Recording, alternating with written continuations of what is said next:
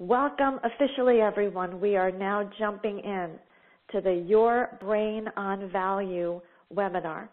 And we're joined here by people from all over the world. I want to thank you so much for taking your time to be here. I know that there are many important things that you could be doing with your time, especially in the middle of the day, during the week. And the fact that you're here brings me a tremendous sense of value. I feel quite appreciated, and I feel a deep sense of connection to all of you. So big heartfelt thanks to you. And we are officially moving into our topic for today, which is Your Brain on Value, how to break the self-sabotage cycle. So in the course of today's event, my intention is to reveal why everything that you think you know about self-sabotage is inaccurate, and to reveal why your current challenges are simply symptoms. They are actually long-standing coping mechanisms that provide, and this is our definition of self-sabotage, temporary relief from states of powerlessness that in the long run make the situation worse. We're going to reveal why everything you've tried up till now in places where you've considered yourself to be sabotaging has not worked, and we'll be introducing a tool that will make all the difference. So I hope that's what you signed on for. My name is Elise Hope Killeran. I am the picture on the left, and what you're looking at is a picture of our entire team that has been busy working on bringing this webinar and the associated tool to you for the better part of, well, it depends on who you ask. If you look at Dr. Stosny's picture at the bottom, he's been working on this for over 30 years. But the team of Elise and Drew and the technology, that's been in place for the last 7 months. So I'm a transformational coach. I've been in the transformational industry for the last 3 decades, and you're going to be learning more about me today, including some extremely sensitive personal information. And my bet is that you're going to leave the session with really a deep understanding of our whole team and why we are so committed to sharing this with you. The person who really is at the center is Dr. Stephen Stosny. All of this that we're going to be sharing with you today is based on his paradigm-busting work. And at the end of the PDF that you download, I have his official biography. And he has been an Oprah guest. He is a best-selling author. And I'm going to be able to share with you the story of how this work came to be. It's very poignant, and I think you're really going to get a sense that this is not just a tool that we're excited about for the moment. Dr. Stosny has been making a real difference in the world with this tool for the last 30 years, and now we're really excited to bring it out to the public. So a general idea of what to expect from the webinar today. First thing everyone wants to know, we will be complete before an hour, and the replay, including the slides, will be available at the same link for a week. So I encourage you to download the slides. You'll also be able to come back to that same link and download the recording if you'd like to listen to it again or share it with someone else. I hereby give you permission to share this with anyone that you think will be inspired by what we're sharing today. And as I said, the slides are available to download right under that Q&A box. There are slides, and you can download them to your computer. I don't know if you want to print them out because there's lots of pictures, but you might want to print them out in black and white. We're here today to introduce you to something that really has the power to significantly impact your life, and I'm not just saying that in theory. Everything that I'm going to share today is backed by years of evidence-based research. So you're going to be getting citations of actual recent research that's been printed in journals, and you're going to be seeing statistics. And this is so exciting for me because, as I said, I've been doing this kind of work for a number of decades, and only in the last 20 years have we really had the kind of brain imaging technology that's enabled us to learn really more about the brain in the last 20 years than we knew in all the previous centuries. So it's a really exciting time to be talking about the brain and being able to prove with scientific verification that what we are saying has real practical validity. But really, even more credible than the research data is your own direct personal experience, which is why this is going to be a very interactive session, not just me talking at you. So let's jump into the interactivity that I promised you. I'd like you to look and pick one of the following words in this slide. If you can't see the slide because you're just here on the phone, the images are of peace and love. So I'd like you to pick one of those images, and I'm actually going to start my stopwatch, and we're going to have you focus on those, just ponder them for 30 seconds. So we're starting now.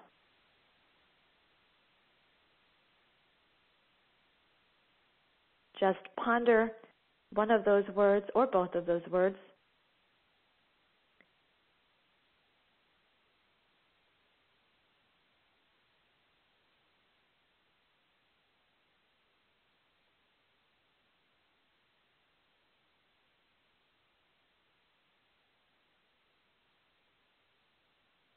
Okay, so that was 30 seconds. Now, question is, what just happened in your brain?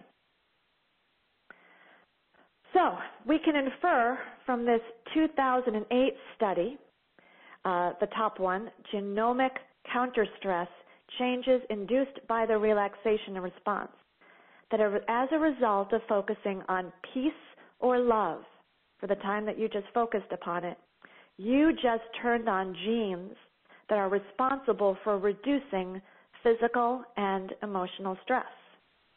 And according to the next study, the 2005 study, the affirmation of personal values buffers neuroendocrine and psychological stress responses.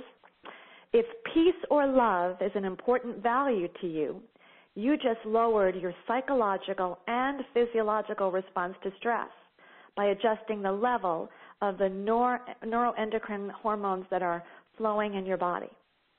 So that's kind of amazing, isn't it? Just focusing on a word like peace or a word like love has been scientifically proven to impact the genes, to impact the hormones, and we've got a lot more scientific information that I'm going to use to back you up. But let's discuss what I'm talking about in plain English in a really practical way. So I mentioned the brain, and that's an image of the human brain. I don't want to talk too much about this image because it'll probably just put you to sleep, even if I use my little pen and I point to some important brain regions, like what I just pointed to here, which is the limbic system, okay, right here. Even if I focus on that, it's going to put you to sleep. So I would like to try something much more alive and exciting. We're going to be using the brain model that Dr. Daniel Siegel likes to use to illustrate what really happens in your brain. So I want you to take your hand, left hand or right hand, either one. I want you to shape it in the direction of the hand on the left, which means you've got your four fingers pointed up, your thumb crossed over your palm. And as you look at your hand in that position, let's explain what's going on. So the bottom part of your hand where the wrist starts to move into the hand, that's your spinal cord moving into your brain stem. And your thumb, when it's in that position, before you've folded your fingers over, you can see that the knuckle on the outside of the thumb is your amygdala, which is really the alarm system in your brain. We're going to talk more about it. And then the whole thumb basically is the limbic part of your brain. Now, that bottom part where you've got your wrist moving into your hand, that's the spinal cord and the brainstem. We're talking there's three parts of the brain that are really relevant here, and we speak about them kind of in evolutionary terms. The first part is the most primitive. It is the reptilian brain, the spinal cord moving up into the brainstem. The thumb represents the limbic system. That's your mammalian brain. That's really where the emotions are. So the first part of your brain is really responsible for the ability to regulate arousal and your emotions and your fight and flight and freeze response. And most of what goes on in that thumb and the hand down to the wrist, all of that is really beyond your conscious control. Now I want you to take your fingers like he has in the second image on the right, and I want you to fold them over. And now what we're looking at is the front of your brain. In fact, if you actually point the fingers outward, so your knuckles are outward, and you put your hand very close to your head, where your knuckles are, that's where your eyes are. So that's really how this brain model sits in your skull. But looking at this brain model, you can see that the fingers are representing the cerebral cortex. That is the most developed part of your brain. It's the conscious part of your brain, the ability to perceive the outside world, to think and to reason. Now, your knuckles are kind of the primate center of your brain, what you have in common with all primates. From the fingernails down, that is the prefrontal cortex. And that's the part that really is responsible for your higher thinking and reasoning. If you hold your hand the way I was suggesting before so that your knuckles point forward, then you'll see that that part is right behind your forehead. And there's a connection between the fingernails and the thumb in that there's a constant communication between this prefrontal cortex, which is the highest part of your thinking brain, what we in this program, for the rest of this program, are going to refer to as your adult brain, your thinking brain, your rational thinking brain, and your thumb, which is your limbic system. Your rational thinking brain regulates the activity in your limbic system to a tremendous degree, except when you're under stress. And that's what we're most interested in talking about today. What happens when you're under stress? And there is an official term for what we're referring to today. It's called neural hijacking. A lot of you have heard the word neuron is inside of your brain. So neural hijacking is when your brain is hijacked. Neural hijacking is the center point of what we're here to talk about today. It's an extremely potent reptilian brain state, which means it's related to the fight, flight, freeze response that we've had evolutionarily in order to protect ourselves. It's a real survival instinct. And so the challenge behind self-sabotage is something that really takes place deep in the brain. And we have these hardwired survival circuits designed to protect us from predators. And once this limbic system, your thumb, starts to sound an alarm, remember I pointed out the knuckle there in your thumb, and I told you it was called the amygdala. When the amygdala starts to sound an alarm, once that alarm is set in motion, you are compelled to have a fight or flight response, to attack or to escape. And it would not be evolutionarily sound for that alarm to go off and for you to quickly feel safe. Because the whole way our brain was developed was to ensure that once that alarm sounded, we would take action and we would start to run, or we would start to attack. We would do something to protect ourselves, which is why you can't easily turn this alarm off. Once the alarm is triggered, a whole host of things start to happen. Your adrenal glands flood the body with stress hormones. You might have heard of some of these: adrenaline, cortisol, norepinephrine. And these chemicals cause a cascade of effects in the body that make us simultaneously feel hypervigilant and incredibly vulnerable. Now, once this alarm is sounded, what happens is the full access to your thinking mind, your adult brain, your little fingernails there, is cut off. Okay? Now, why does that happen? Think about it in evolutionary terms. You are a person being pursued by a woolly mammoth. All the blood needs to go to your legs so that you can start running. You don't need to think or strategize at that moment. You just need to get out of there. So there is a disconnect that happens once this alarm is sounded, and the thinking brain and the emotion brain disconnect.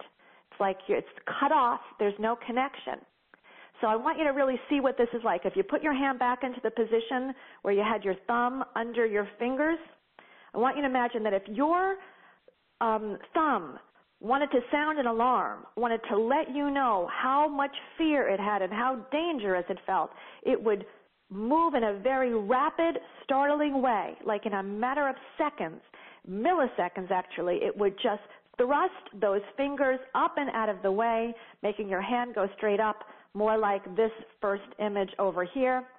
And that is what Dr. Siegel refers to as flipping your lid. Okay? When this alarm sounds and your fingers go straight up and the prefrontal cortex is no longer in communication with the emotional brain, we all know what it's like to flip your lid, but it's another word for that is neural hijacking. So there is a disconnect between your higher thinking mind, what we call your adult brain, and your emotional brain. And what's really amazing is that we don't seem to even know that that is what has happened. When we get hyperreactive and emotionally aroused, because our mind can't tell the difference between something that is threatening our survival in a true, realistic sense and some kind of a psychological or emotional pain that is causing us to have an activated emotional system, we react as if our very survival is at stake, even to an emotional pain. We can't tell the difference. The alarm goes off just as powerfully. So we inaccurately perceive even emotional triggers and psychological triggers as life-threatening. This only takes seconds, and it cannot be interrupted by thinking, because this emotional arousal happens 5,000 times faster than any thinking. So it's very problematic in our current culture because we receive these kind of alarm signals constantly. We are always in a state of stress. We are always feeling as if we are in a life and death situation, and we don't have any access to use our thinking mind to effectively assess, is this dangerous? Is it really not dangerous? So it feels like our perception is real and current and rational, but it is anything but. When this arousal happens, when this alarm sounds and when all of these hormones start flowing in your body, what happens is you're also flooded with what is called state-dependent emotions and memories and thoughts. So if what's happening is very fear-inducing, you're going to remember every other moment in your life where you were simultaneously this scared. Or if it's a matter of pain or hurt, all the memories of other times in your life when you've been feeling that level of pain or hurt are going to flood your brain. And you're not going to have any awareness that this arousal is caused by anything from the past. All of these memories that are flooding are not reliable because they were stored in your brain under conditions of stress. So they're false and misleading. They make suggestions for strategies that will not work for you. And all the life-enhancing and rational memories and knowledge in the tips of your fingernails are not accessible to you in this brain state. They're just kind of cut off. They're not available. And what happens is we get lost in feeling this way, and we're convinced that we will always feel this way, and we have a strong compulsion to escape this feeling.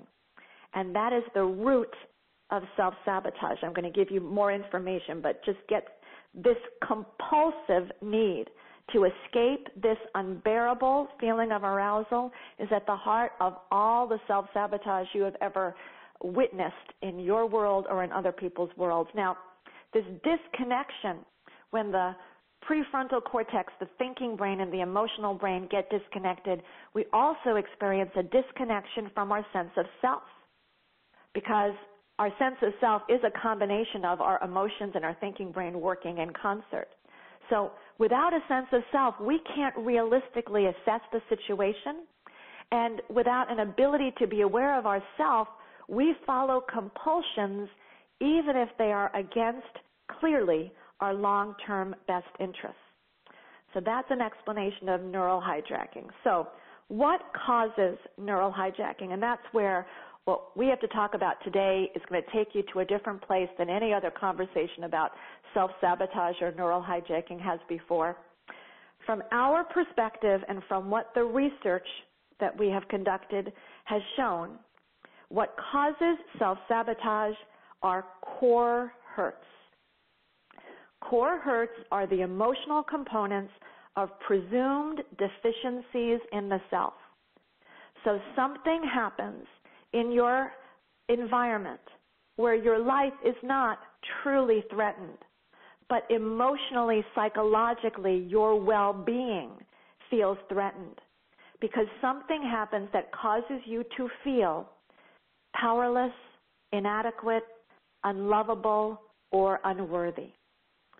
And when this happens, this is how we get to self-sabotage. Core hurts create that emotional reactivity. Core hurts trigger that amygdala to sound the alarm and to create that arousal and to cause the disconnection from the prefrontal cortex.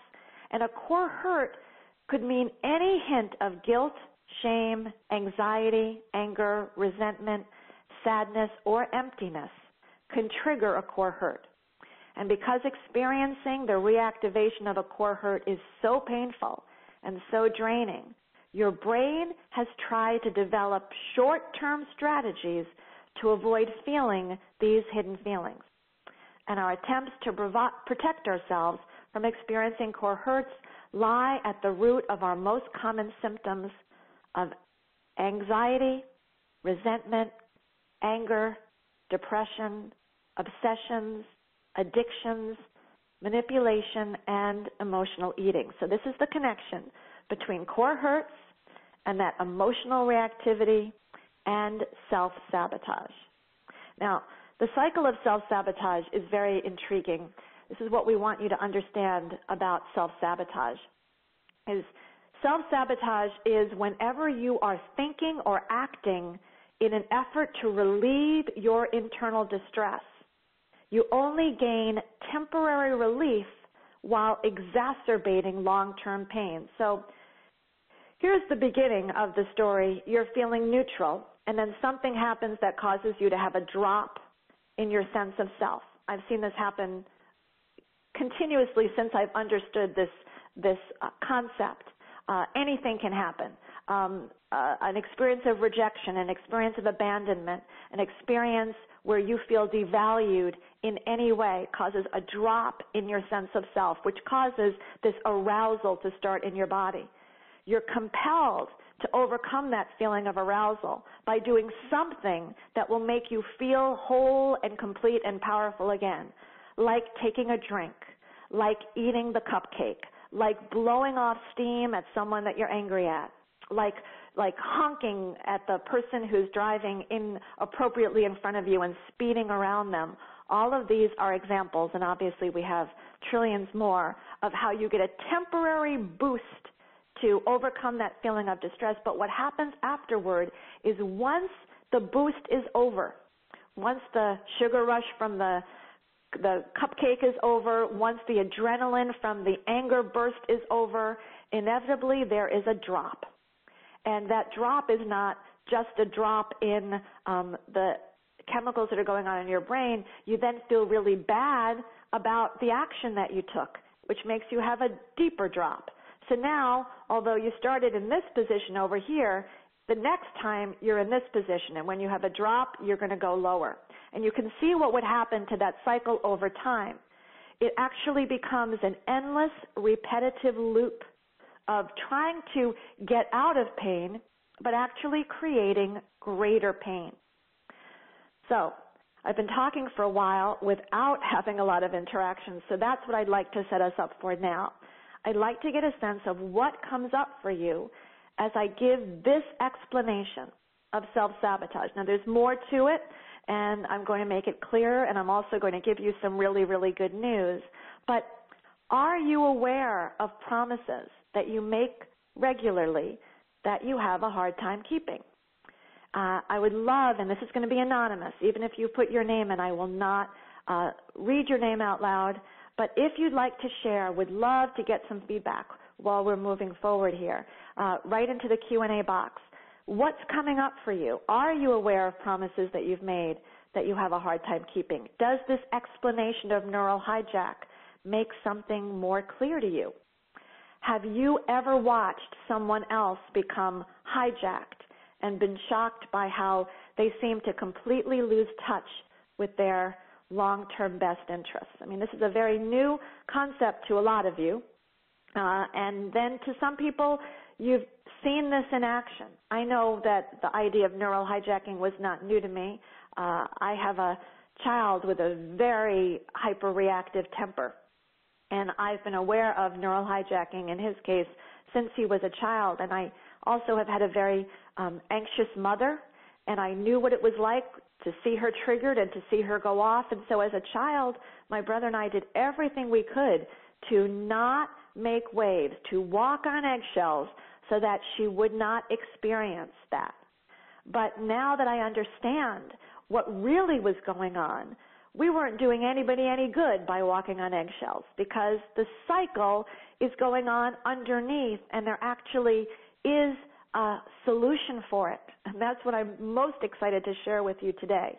So I have someone posting, I'm still on the neural hijacking slide. Okay, I just tried to move that. Should be on a new slide at the moment. Let me just double check. Okay.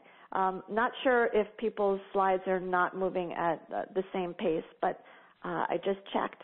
Yes, I can totally see how my procrastination plays out with this model. So it's that sense of danger, it's that sense of arousal, and it's that need to protect yourself from it that causes you to act in ways that are just not in your long-term best interest. We can give you example after example after example, but I'm sure what you're most interested in is the next slide, which basically says we can break the cycle. We can break the cycle. We can see evidence of this in the field of anger and chronic resentment and road rage, anxiety and addictions and depression, emotional reactivity, emotional eating, obsessions, compulsions, cravings. Once we change the wiring, these automatic circuits cease to direct us. And that's the good news. We can't change this with thinking, because as I said, your emotions are 5,000 times faster. Once you're aware that this is going on, it's too late to interrupt it. You're already in the throes of it. So we've got to be proactive. We have to change the wiring in order to change the outcome. I have someone posting here, I'm flashing to several instances in my life and in those around me. My dad, OCD, my husband, Asperger's, a number of topics, financial or errors or things that don't go well. Actually, if you think back, ladies and gentlemen, to some of the biggest mistakes that you've ever made in your life, I would bet that those mistakes happened at times that you violated what was your value, what was your long-term best interest. And therefore you set something into motion that you wouldn't have set into motion if you were in complete control of your adult thinking brain. So, as I said, what we need to do is we need to change the circuit. We need to change the wiring. What changes the wiring? Well, this brings us back to something similar to our very first slide. In fact, let me show you that first slide again. Some of you didn't see it because I posted it before the event began. And it says, what is the most powerful word in your life? There's one word that has the power to bring deep meaning, satisfaction, and fulfillment into your life.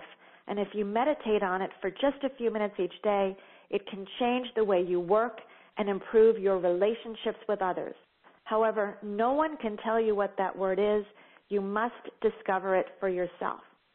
So they continue, and this is by Andrew Newberg, who's an MD and neuroscientist, and Mark Robert Waldman, authors of Words Can Change Your Brain. You'll have to discover for yourself what the most powerful word in your life is, but it will be a word that encapsulates the most important principle in your life. And when it informs the other words that you say, it will both protect you from being knocked off balance in verbal conflicts and help you stay focused on achieving your personal and professional goals. Now, that's pretty fascinating that we're talking about a word, or we're talking about something related to clearly values, because I keep posting the same image of values. How can values or words change your brain? Well, that's what we're here to prove. We're here to prove that there is scientific evidence that focusing on your values actually changes the structure of your brain. Here's one from the Public Library of Science, 2013. Self-affirmation improves problem solving under stress, and I've quoted it. Understanding that self-affirmation, the process of identifying and focusing on one's most important values, boosts stressed individuals' problem-solving abilities. And the next one from the journal called Health in 2009 talks about psychological vulnerability and stress and focusing on values, deciding what your personal values are and focusing your attention on them actually affects the sympathetic nervous system as it responds to stressors. We have evidence that focusing on your values impacts your experience of pain. We also have one of the most fascinating new pieces of research that really knocked Dr. Stosny on his knees. He couldn't wait to tell me about this one. This is just from this year. Focusing on your values impacts your reflexive startle response. So that's even beyond what we thought was possible. We're talking about reptilian reflexes can be impacted and mediated by focusing on values. Something very fascinating is going on. So let me give you the glossary of terms we're going to use for the rest of this session. We're talking about value, and I said to you the most important words is what Dr. Newberg and Dr. Waldman talked about. Not any values, but values that actually help you feel like you know yourself in a core way, in a way that is completely inviolable, can't be shaken. So core value is the truth about the self.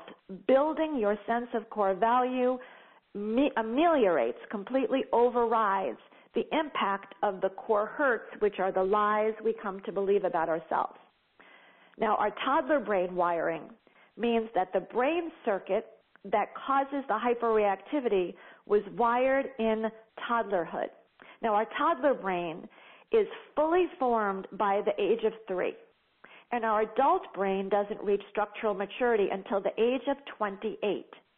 So we are carrying with us some really outmoded, undeveloped brain circuits that are running the show.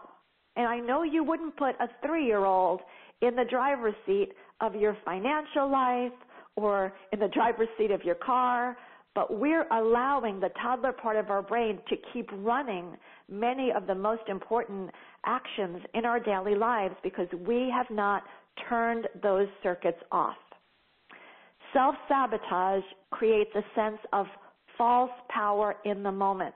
It's when you're thinking or acting in an effort to relieve internal distress, and as I showed you in that image, you only gain temporary relief while you exacerbate long-term pain.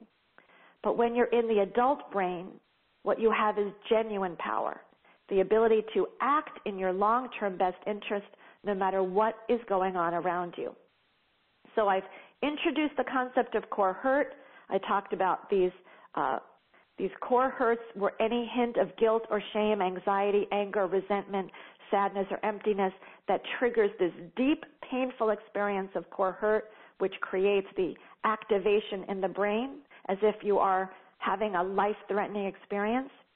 Core value, in contrast, is the deepest experience of the self. And when you're in touch with core value, you would not act in a way that would violate your deeper values. When you're deeply in touch with core value, you will not sabotage yourself. It's only when we're disconnected from core value that we suffer core hurts that lead to self-sabotage. So acts of value are self-enhancing. They motivate us to be the best version of ourselves. And core hurts are self-defeating. They motivate behavior that's harmful to the self and others.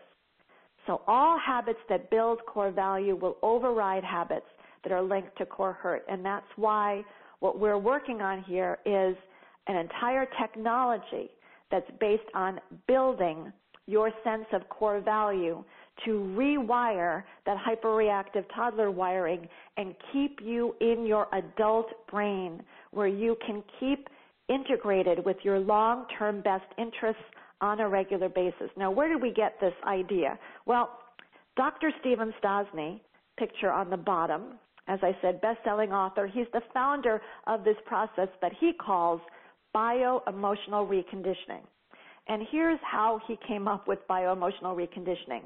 Dr. Stosny was the child of a very abusive father, serious domestic violence in his home, and Dr. Stosny still has a piece of metal in his skull from a day that his father threw a piece of metal at him when he touched some plaster before it had dried.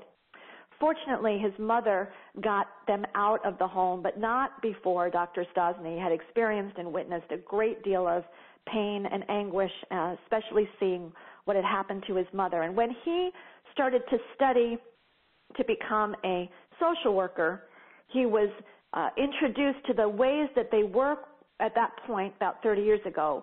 The predominant way of working with domestic violence offenders who had been arrested was a feminist model that was designed to make the men feel bad and guilty for harming their wives. It was all based on the idea that if they respected their wives more, they'd be able to control their anger. And this just did not feel true to Dr. Stosny. He just felt like there was something inaccurate about it, and he spoke to his mother about this, who had some really deep experience, and she said to him, this domestic violence is not a function of anger. Lots and lots of men get angry at their wives and do not hit them. It's not an issue of anger. It's an issue of lack of compassion. The problem is that the compassion is not online, because if the compassion was online, a man could feel angry without taking it out on someone else, especially someone he loves. And based on that, Dr. Stosny created the Core Value Boot Camp, which men all over the world who were sent into domestic violence or had issues with domestic violence have been court-ordered to go through. I have statistics here from one of Core Value workshops that Dr. Stosny did in Maryland. And after a year, and this is based on victim reports, these were men who were ordered by the court to go into this program and to use the tool that I'm going to be introducing you to today.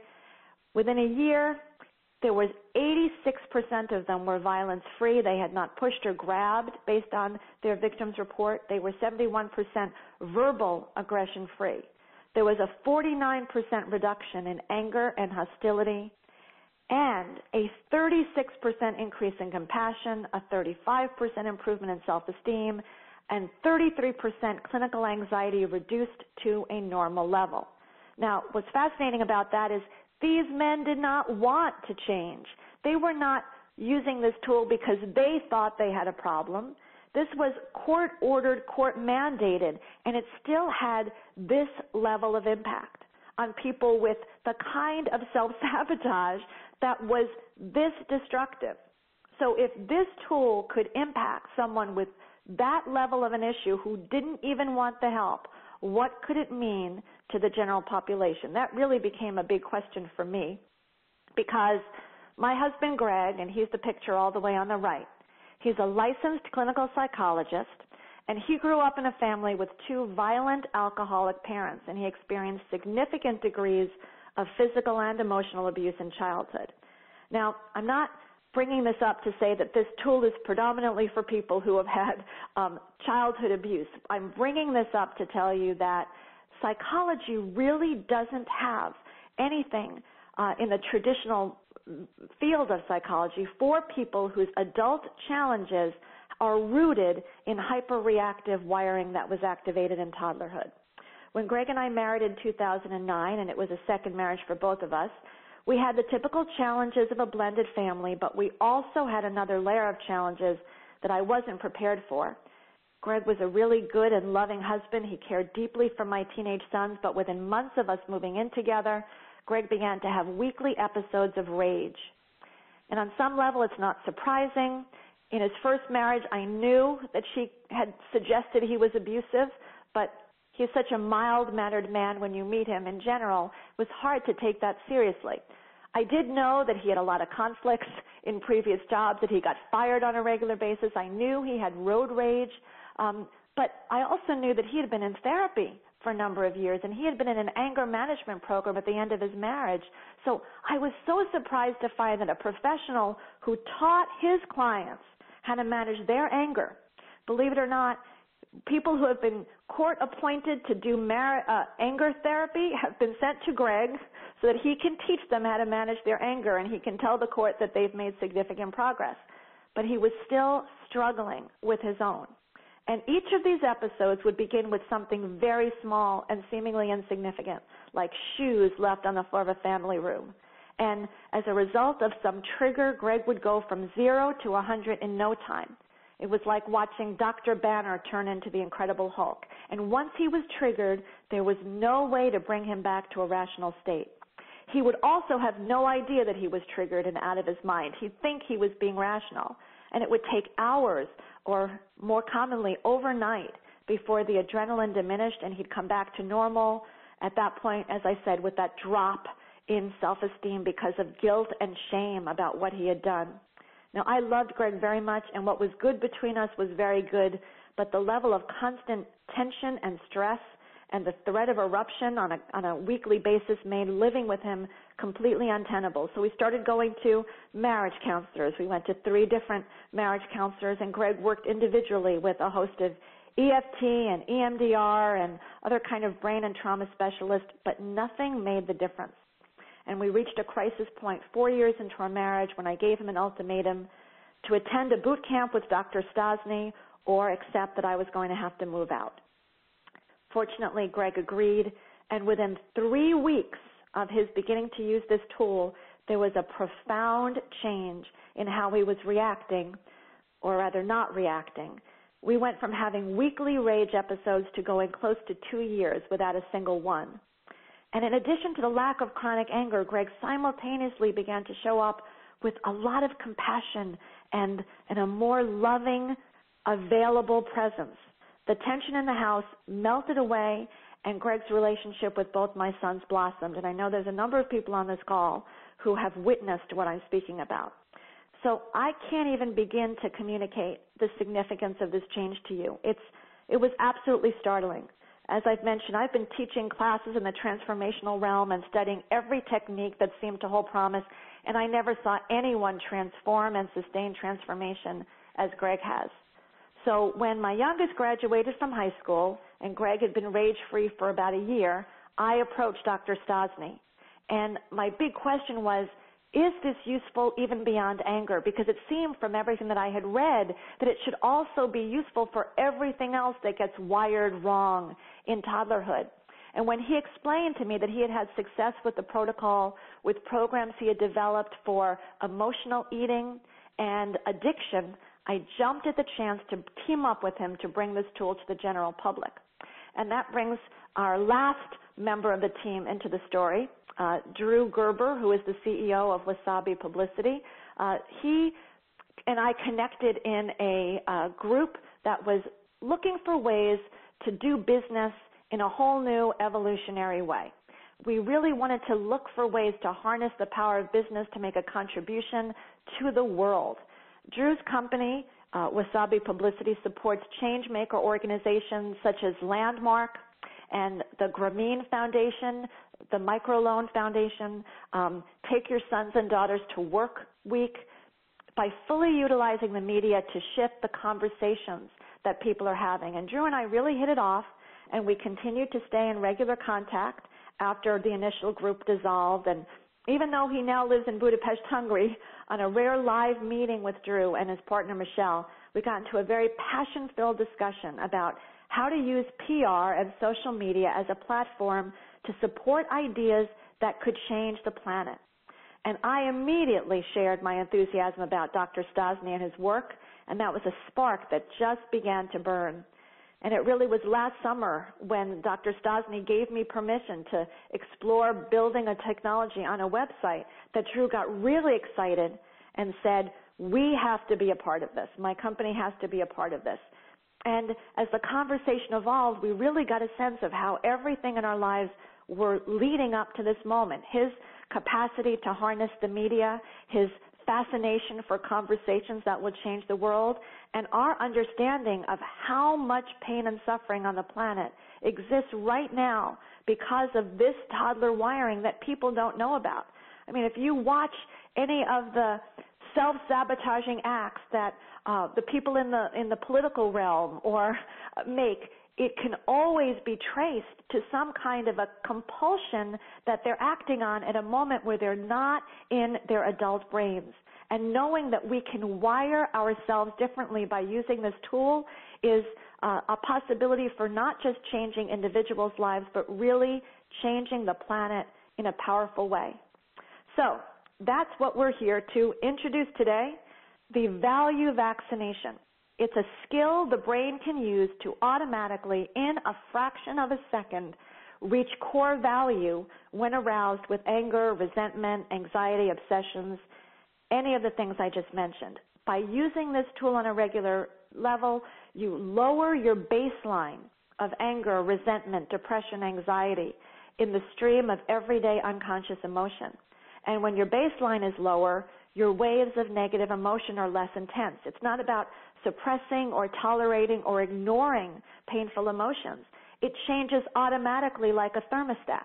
When I tell you that Greg does not have the kinds of reactivity that he had before, I'm speaking to you of being able to watch someone who used to react in a very powerful negative way, kind of watch in curiosity while someone did something that used to cause him to feel devalued, and he can maintain his sense of self and act rationally, logically through it. It's absolutely mind-bending. So what does this value vaccination do? It actually works just like a chemical vaccination, which is why we're calling it a value vaccination.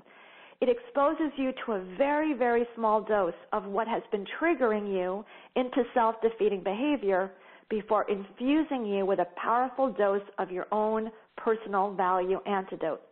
Like I said to you before, when you know what your personal values are and you meditate on them, it's been shown that you're changing your brain, you're changing your genes, you're changing the structure of your brain, and you're improving your ability to stay in your adult brain no matter what's happening around you. So with repetition over time, this technology reinforces a stable sense of core value. So people can't push your buttons. You don't go up and down. You stay in this stable state. It builds long-term immunity to the negative effects of core hurts, which are what lead to self-sabotage, and it overrides the impulses that lead to the kind of chronic resentment, anxiety, addictions, obsessions, compulsions, depression, emotional eating. Now, how does it do that? Well, we actually are using the term value in the protocol. Do you remember I said you start, if we had a situation where you started over here and you experienced a hurt, what happens here is we're actually purposely, vividly visualizing to activate the arousal just for a moment. And then we allow ourselves to feel the core hurt. We don't feel compelled to try to avoid it, like most people try to immediately avoid it to feel better. No, we are willing to go in and feel that core hurt for just a moment before we liberate ourselves by conditioning cues of self-compassion with the cues of the physiological arousal. Then we unify the two seemingly disparate parts of ourselves, and we express our value by translating emotion into action. It's a 5-step process that we do on the internet. You're led through it step by step, and you build your own personal value antidote first, filling it with all the things that are most meaningful to and about you. And that's what we use in this L step in the form of very vivid imagery, because your toddler brain was wired in such a way that it really responds to imagery very, very powerfully, more than it responds to words. And that's the outline of the value vaccine. Now, we're using technology in this way to build these new neural circuits because these core hurts were activated in childhood. Using imagery communicates with the pre-toddler verbal, the pre-verbal toddler brain. And what you can anticipate as you use this process is immediate state changes plus long-term improvement in well-being, a stronger and more resilient and flexible emotional system, and a higher threshold for reactive arousal. And over time, you will see that people cannot push your buttons. It just isn't going to happen because you keep your sense of value no matter what. And all of this is on the website Acts of Value.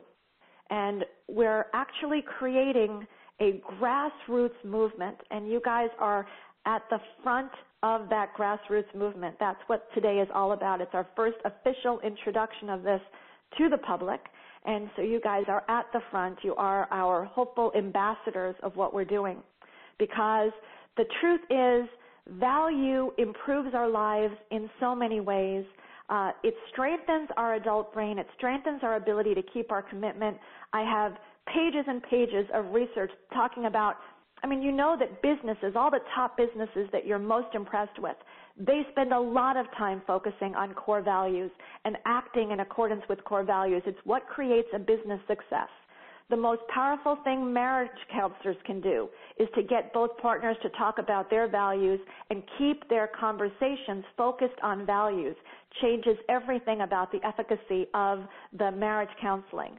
In emotional eating, who is going to make the best decisions about what to eat next? A person who feels valued or a person who feels devalued? The experience of creating that core value in your sense of self changes what we eat on a regular basis. And I'm not just speaking on this theoretically. I actually I am a former bulimic who had a very long period of time where I was on a self-sabotaging route of eating a container of ice cream and a whole carton of Oreo cookies and then throwing it up because I did not know how to modulate my sense of self. And now I have a different experience of food. People who know me know I could eat anything because I eat in moderation, I eat a variety, and my weight has maintained itself. Core value is at the heart of all of it. It's at the heart of addictions. It's at the heart of, we described anger and domestic violence. It's at the core of everything that you see around you where people are creating outcomes for themselves that they do not want. And so having people focus on value, what they value, creates an immediate improvement in the quality of their lives. In fact, I told you about the book, Words Can Change Your Brain. Mark Robert Waldman is a professor at Loyola University. He teaches an MBA program, and he assigned at the very beginning of his MBA training that everyone in the class had an option to spend the first 3 minutes of every day focusing on their deepest, innermost values. He wanted them to do that for 10 days and then report back. And people reported that they didn't want to do it, that they thought that their time was way too precious. They were people who were already running businesses. But over the course of 10 days, they saw the power of focusing on value. A number of them made this a requirement in their companies if they were high enough up. And the people who chose not to participate in this exercise, they had greater trouble with the course, and when there were teamwork exercises, they were the ones that had the hardest time getting synced up with everyone else. So focusing on value alone will improve your life, but using value in this vaccination tool to mediate the core hurts is life-changing in a whole different way. So our commitment is to create a movement to change the world, introducing it by getting people to start focusing on value and seeing how powerful value is to change their lives, and then introducing them to this tool and technique. Someone just wrote to me in the Q&A, it sounds too easy, and that's the piece that I want to talk about now. Too easy, it requires a 6-week commitment to doing this 12 times a day. That's a big commitment. It's a really big ask because we've got to recondition this and make this automatic under stress. For immunity, you've got to do enough repetitions to make yourself immune. You've got to strengthen every single time you do it. It's like push-ups. Each one makes you stronger. It's a skill that you get better at and you take less and less time to do. But we are going to need to support people in making the commitment to doing this, understanding the power of it, and then sticking with it, which is why we're going to need to train corps of coaches and therapists to support people from beginning to end in keeping their commitment to do this. It's not hard. There's no danger. There's no pain involved. It's just the ability to stick with something that is really good for you in the long term as opposed to giving up. And so that's why we've done this introduction today and why we're inviting you all to be beta testers of this program. The link on the left shows you that if you click there, you can give us some feedback. It says feedback for beta testers. If you roll your mouse over it, it turns green, and it takes you to a survey page where you give us feedback about this webinar, and we give you access to the program at no cost, and I personally guide you step by step to make sure that if you want to complete the protocol, that you will do it within the 6 weeks. And there's no danger if it takes you longer than that, but that's my commitment. My commitment is to using everything in my massive toolbox to make sure that people who want to do this brain rewiring actually follow through and get all the support that they need to do so. And there is no way to put a price tag on this. As I said, the quality of my life has changed undeniably in fact, it's the most significant thing truly that's ever happened to me is watching my husband become a completely different person as a result of doing this, which is why this is my major focus for the next couple of years of my life and why it's the major focus of Dr. Stosny, because he's seen what's happened. And that's why Oprah had him on. That picture that I just showed you was Dr. Stosny working with a client on the Oprah show, and why Drew is committing the capacity of Wasabi publicity to spreading this message and getting us PR and bringing in potential people to be clients of those of you who want to be catalysts. So that's everything that I wanted to share. I promised to complete it under an hour, but I will stay on for Q&A to answer questions from anybody who wants to know more details.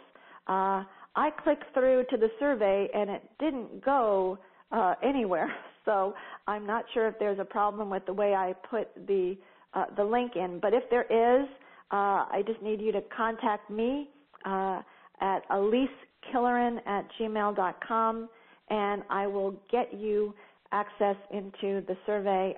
Or you can just go directly to actsofvalue.com, and that will also, you can just sign yourself up and begin the protocol of creating what we call the best version of yourself. That's where you really put all your values into the system, and you use the photo image section to put images that will activate your sense of core value. And then we use that, we call that your antidote. We use it as the key in the vaccination process. So I'm really surprised that the link seems to be problematic, and I will be working on that.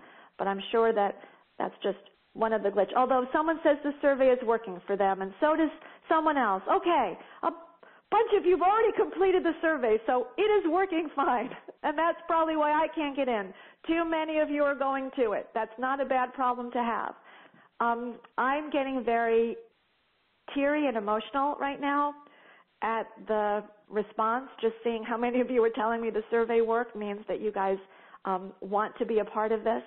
And we are going to change ourselves first. In fact, I just participated in an MIT course, talked about transforming business, self, and society, talked about the biggest problems on the planet can all fall into one of three categories. The self in competition with nature, the self in competition with the other, and the self in competition with the self. And you can't solve the problem of the self in competition with nature or another until you solve the problem of how the self is in competition with itself. When we heal the split between the two sides of ourselves and we're able to act in our long-term best interest, we will then be in a position to heal the self-other and the self-nature splits. So my heartfelt thanks to all of you. If I could wrap you all up in a hug, I would. And I look forward to hearing what you felt came up for you during this session, in the feedback, or in any personal emails you want to send me. And I look forward to this adventure we're on together. Thank you all, and we are officially complete in under an hour. Goodbye, everyone.